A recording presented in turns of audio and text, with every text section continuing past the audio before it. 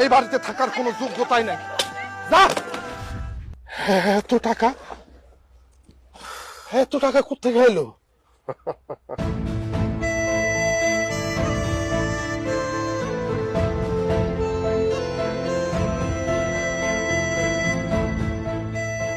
Aladdin, তোর হাত ঠিক হয়ে গেছে? আমার হাতের কিছুই হয় নাই।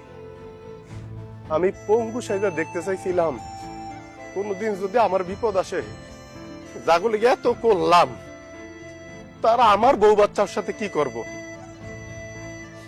আর আমি তো পঙ্গু সাজার অভিনয় করছি, কিন্তু তমগু সবার তো বিবেক পঙ্গু হয়ে গেছে। আলাদিন, সব টাকা তোর? আবার চেরাগ আছে, চেরাগ, আলাদিনের চেরাগ আছে। আমার মতো প্রবাসীরা প্রত্যেকটা এক একটা আলাদিনের চেরাগ। অন্তত তমগু দৃষ্টিতে তো অবশ্যই তোমরা এই দেশে বসে ঘষা দিবা, আর আমরা ওই দেশ থেকে শুধু টাকা পাঠাইতে থাকবো। আলাদিনের জিনের যেমন কোনো আবেগ অনুভূতি নাই, এক একটা প্রবাসীরও কোনো আবেগ অনুভূতি নাই।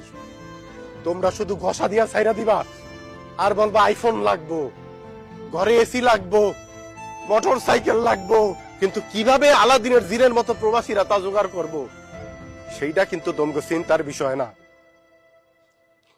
এই যে আমার মাসুম বাচ্চাটা, আমি আলাদিন দেখতে পারি নাই, 7 বছর দেখতে পারি নাই।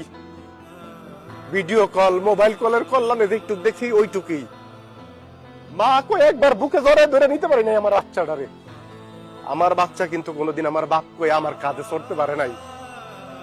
কত ঈদ গেছে, কত অনুষ্ঠান গেছে, বাচ্চা বায়না করতো, আব্বা আমার একটা চিপস কিনা দেন, আমার একটা বেলুন কিনা দেন। কিন্তু আমার বাচ্চাগুলি দেখছে, কোনো দিন বলতে পারে নাই। বলবো কেমনে? ওর বাপ তো আলাদিনের চেরাগ হইয়া ওই প্রবাসে পয়রা দিছে। তোমাকে চাহিদাগুলি একটা একটা করে পূরণ করতেছে। তারপরও এক একটা প্রবাসী পারে। কেন পারে জানো? কারণ প্রবাসী মনে করে এই দেশে তার মা, তার বোন, তার বাপ, তার ভাই এই দেশে যখন আসবো তারে মাথায় করে রাখবো। এত বছরের না পাওয়া ভালোবাসা সব একসাথে ডাইলা দিব। কিন্তু যা তোমরা দিলা, এই কারণে অনেক প্রবাসী বিদেশের বাড়িতে আত্মহত্যা করে। পিছনের গল্প তো জানা যায় না কেন করে। আর কইরো না তোমরা, কারণ তোম করে দেখা যদি অন্য প্রবাসীরা কষ্ট